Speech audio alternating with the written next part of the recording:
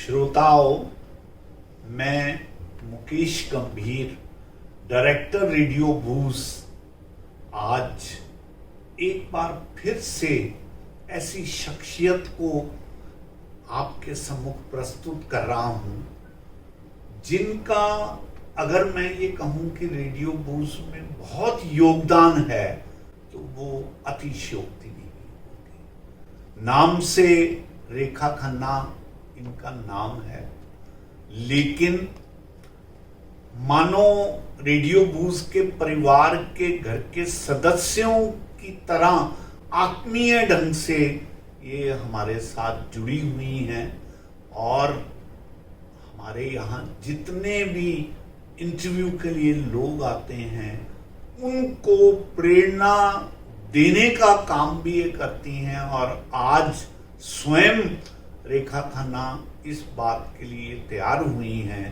कि हम इनका अपने स्टूडियो में इंटरव्यू लें।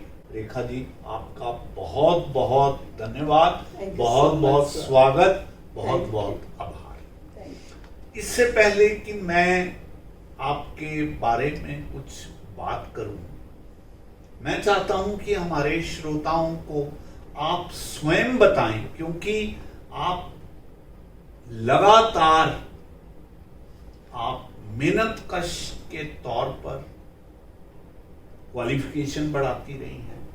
आपको अलग अलग फील्ड्स में बहुत विभिन्न क्षेत्रों का अनुभव भी है। तो मैं ये चाहता हूं कि आप श्रोताओं को बताओ, मैं अभी कह रहा था कि जीवन में जो उड़ान है वो सिर्फ परों से नहीं हुआ करती, वो हौसलों से भी होती है और आप उसका एक जीता जागता उदाहरण है।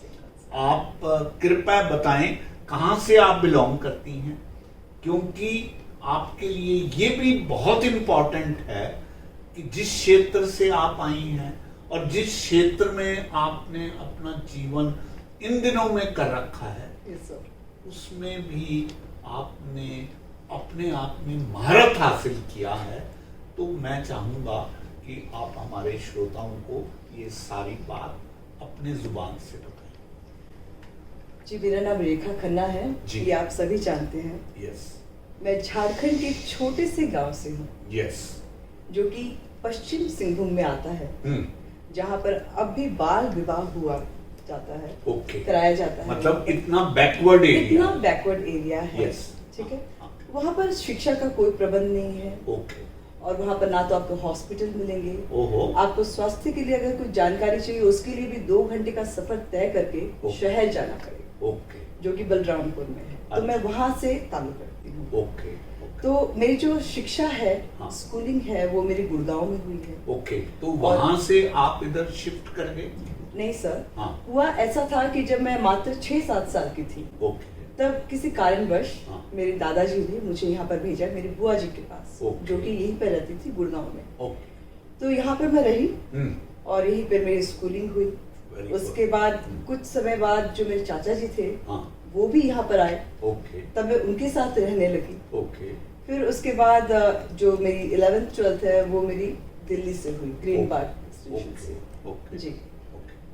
तो इस शिक्षा के परिप्रेक्ष्य में आपने कहाँ तक शिक्षा प्राप्त करी?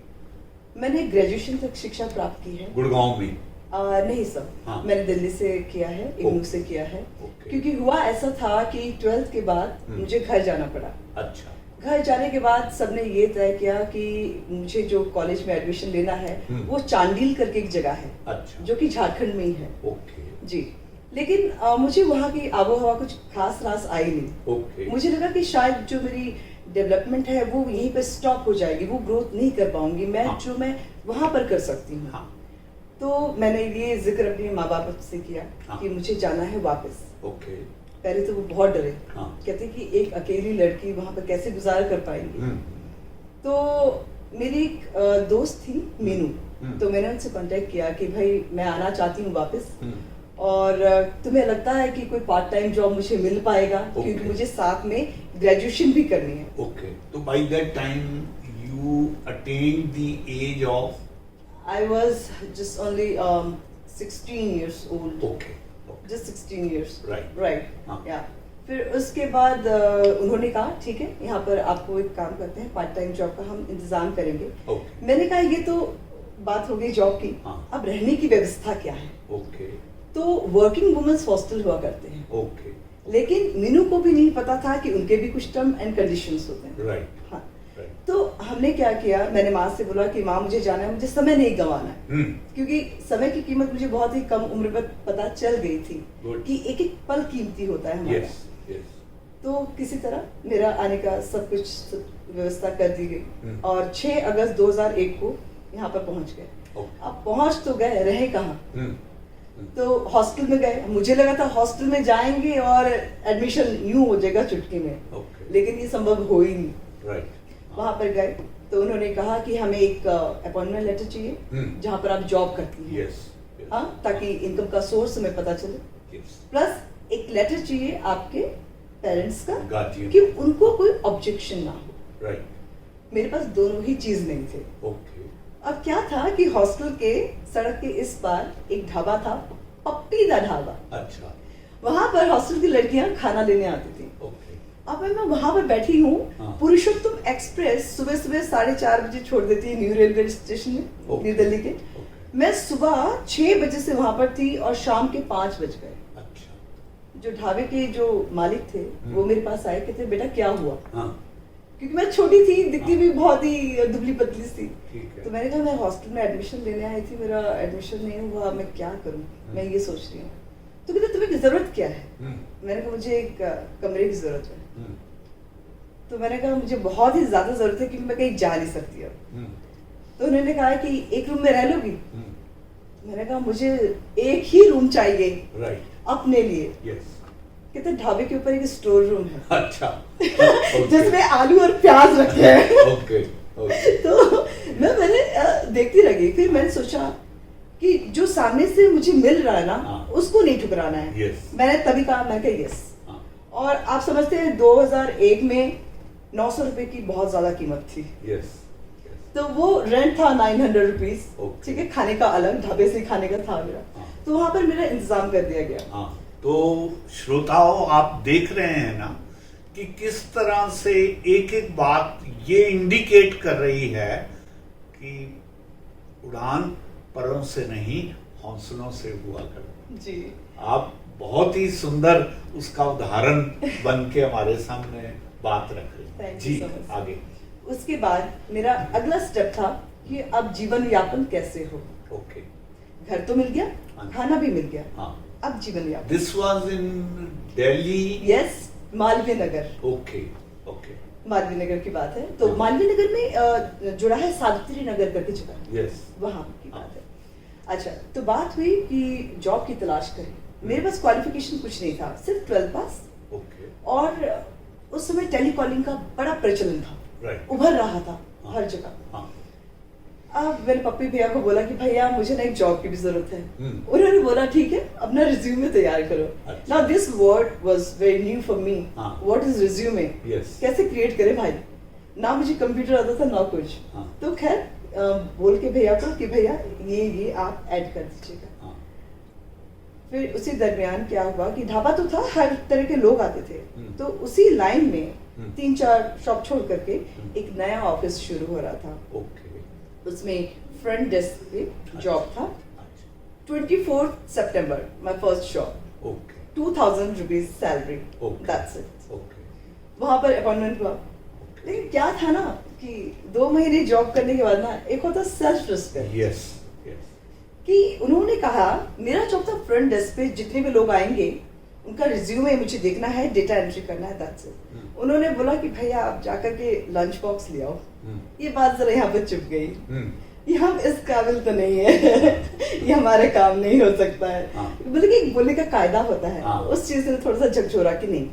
तब ये हुआ कि काश हम और पढ़े लिखे होते, ओके. क्वालिफिकेशन में थोड़ा सा एडिशन और होता तो और अच्छा होता. राइट. तो फिर हमने कहा ठीक है, हम ले आए. सम्मान तो रखा इस चीज का भी कि हम ले आए. लेकिन दूसरे दिन जाकर के बोले कि हम ये काम नहीं कर पाएंगे, हम और पढ़ना चाहते हैं. ओके. फिर उसके बाद और ज्यादा स्ट्रगल शुरू हुआ, कितने सारे इंटरव्यूज दिए, लेकिन वहां पर आता है आड़े में मेरा एज ग्रुप। 18+ ना होने का मुझे खामियाजा भुगतना पड़ा हर जगह, हर जगह से रिजेक्शन। कैफे कॉफी डे हो, चाहे मैकडीज हो, चाहे बरिस्ता हो, हर जगह इंटरव्यूज दिए, लेकिन वो एज का फैक्टर सामने आ ही गया मेरे। फिर ट्यूशन लेना स्टार्ट किया। जैसे ही 2 बच्चों से शुरुआत की, मेरा पूरा रूम भर गया 8-10 बच्चों से। ऐसे शुरुआत हुई। फिर एक सर आते थे उस ढाबे में, जेपी श्रीवास्तव के नाम से, न्यू दिल्ली कंसोर्टियम उस कंपनी का नाम था। तो टेलीकॉलर की जरूरत थी। तो मैंने ये आपकी मनपसंद जॉब थी? करेक्ट। मनपसंद नहीं कह सकते, क्योंकि एक्सपीरियंस नहीं था उससे।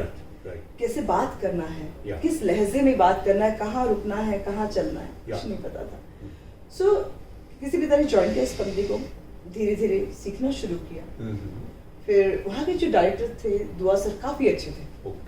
तो उन्होंने कहा, बेटा एक काम करो, आप ना एंट्री करना भी सीख लीजिए, एक्सेल में काम करना।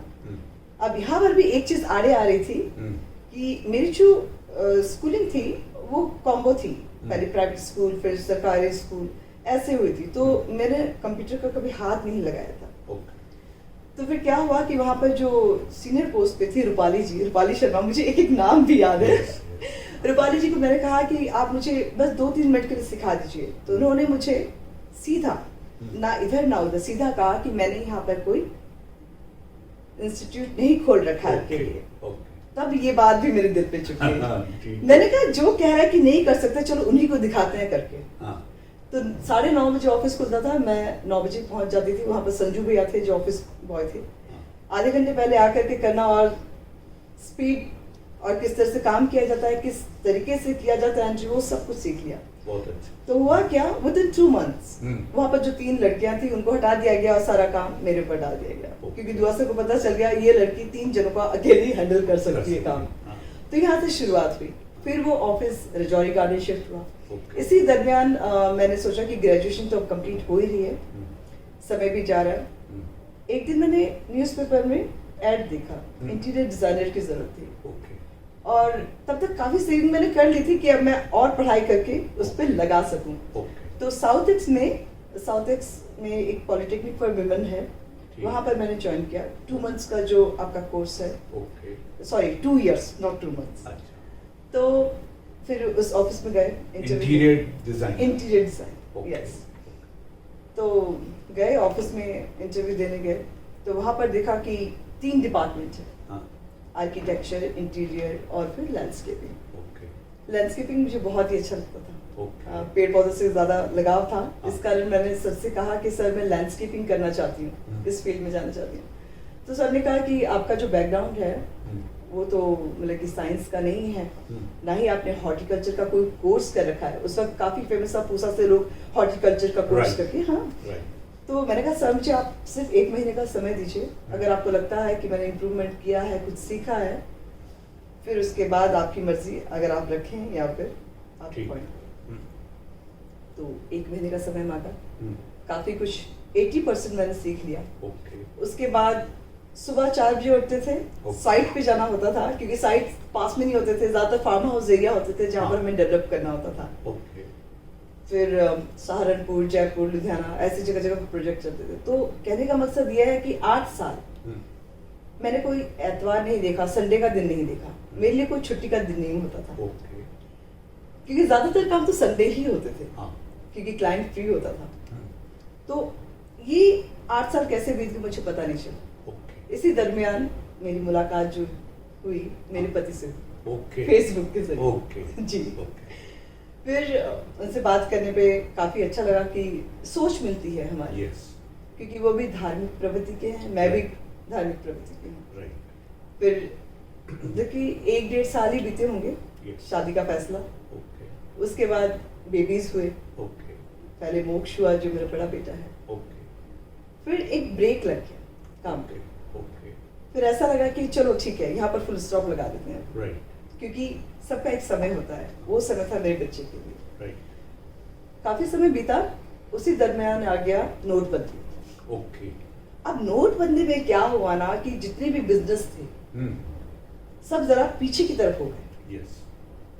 तो उसमें क्या हुआ, लैंडस्केपिंग एक ऐसी चीज है जो आपको आंखों से नजर आती है सामने। हमारा फील ये था कि आपको आपका जो खाली प्लॉट है, राइट, उस प्लॉट को ऐसे डेवलप करना है कि आपको मतलब कि 1 महीने के अंदर ही 5 साल 10 साल पुराना लगे। ओके, हाँ, तो वो काम एक तरह से मेरे लिए खत्म हो चुका था लैंडस्केपिंग का। ठीक है। अब मेरी फितरत हमेशा से ये रही है कि मुझे रुकना नहीं आता। यस, कहते हैं रुकता हुआ पानी अच्छा मैं नहीं। आपकी इस बात पर एक शेर कहना चाहता हूँ जरूर सर।